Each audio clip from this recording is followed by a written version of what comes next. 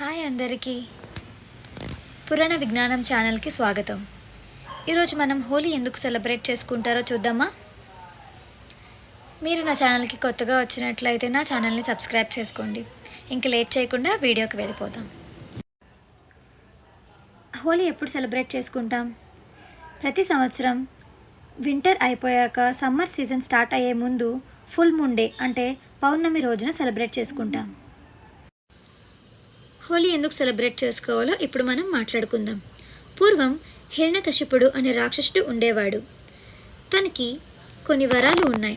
అవేంటంటే తను మనిషి వల్ల కానీ, జంతువుల వల్ల కానీ, అస్త్రం వల్ల కానీ, శస్త్రం వల్ల కానీ, నేల మీద, గాలిలో, నీటిలో ఎలా కూడా చావు రాకూడదు అని దేవుడికి కోరుకున్నాడు. దేవుడు ఈ వరం ఇవ్వడంతో హిరణ్యకశిపుడికి గర్వం చాలా ఎక్కువైంది. దానికి కారణంగా అతను తన రాజు ప్రజలందరినీ దేవుడికి దండం పెట్టుకోకుండా అతన్నే పూజించాలి అని చెప్పాడు. హిరణ్యకశిపుడికి ఒక కొడుకు ఉండేవాడు. తన పేరు ప్రహ్లాదుడు. ప్రహ్లాదుడు మాత్రం ఎంతసేపు లార్డ్ విష్ణు అంటే విష్ణుమూర్తిని దండం పెడుతూ ఉండేవాడు. హిరణ్యకశిపుడికి ఎప్పుడూ కోపం వస్తూ ఉండేది.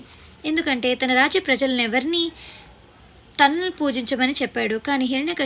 కానీ ప్రహ్లాదుడు మాత్రం విష్ణువుని పూజించడంతో వాళ్ళిద్దరి మధ్య ఎప్పుడు విభేదాలు ఉండేవి.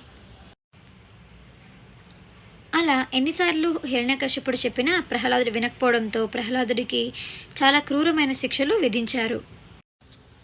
ఆ శిక్షలో భాగంగా ప్రహ్లాదుడి నోటిలో విషం పోస్తారు. కానీ అది అమృతంగా మారుతుంది. తర్వాత ఏనుగులతో తొక్కించడానికి ప్రయత్నిస్తారు. అది కూడా విఫలమవుతుంది. ఇలా ఎన్ని ప్రయత్నాలు చేసినా విఫలం అవడంతో హిరణ్యకశిపుడు వాళ్ళ చెల్లి హోలికకి చెప్తారు. హోలిక ఒళ్ళో ప్రహ్లాదుడు కూర్చొని తనతో పాటు అగ్నిలోకి వెళ్ళిపోవాలి అని చెప్పి. విష్ణువు పైనే నమ్మకం పెట్టుకొని ప్రహ్లాదుడు దీనికి అంగీకరిస్తాడు. హోలిక, ప్రహ్లాదుడు ఇద్దరూ అగ్నిలోకి వెళ్తారు. హోలిక అదే మంటల్లో సజీవ దహనం అయిపోతుంది. ప్రహ్లాదుడికి మాత్రం ఏమీ కాదు. మహావిష్ణువు కాపాడుతాడు. ఇలా మనం హోలికా సంహారానికి గుర్తుగా హోలీ సెలబ్రేట్ చేసుకుంటాం.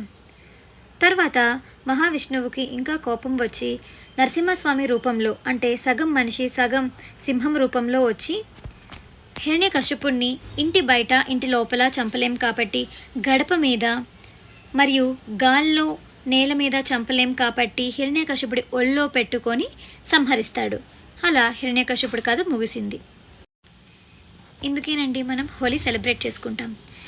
ఇలా హోలీ సెలబ్రేట్ చేసుకోవడానికి మరో రాధాకృష్ణ కథ కూడా ఉంది. కృష్ణుడికి రాధ అంటే చాలా ఇష్టం. కానీ కృష్ణుడి రంగుకి రాధ ఏమంటుందో అని భయపడుతూ ఉండేవాడంట. అందుకు కృష్ణుడి గుర్తుగా చిత్రీకరిస్తూ రాధని ఏదైనా బొమ్మ గీయమని అడుగుతాడు.